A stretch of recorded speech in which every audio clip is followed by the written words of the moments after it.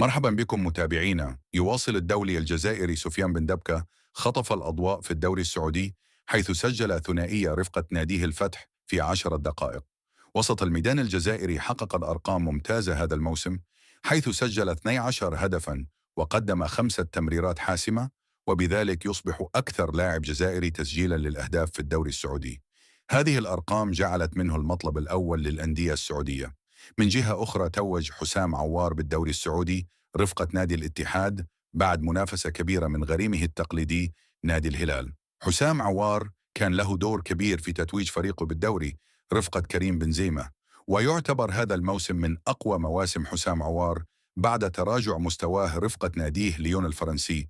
ويعول المنتخب الوطني كثيرا على حسام عوار في كأس الأمم الأفريقية القادمة بالمغرب. من جهة توج اللاعب يوسف بلايلي بالدوري التونسي في آخر مباراة ضد نادي الاتحاد المنستيري وصيف البطولة. وفي الأخير يرجى الاشتراك في القناة وتفعيل الجرس حتى يصلك كل جديد أخبار اللاعبين المحترفين.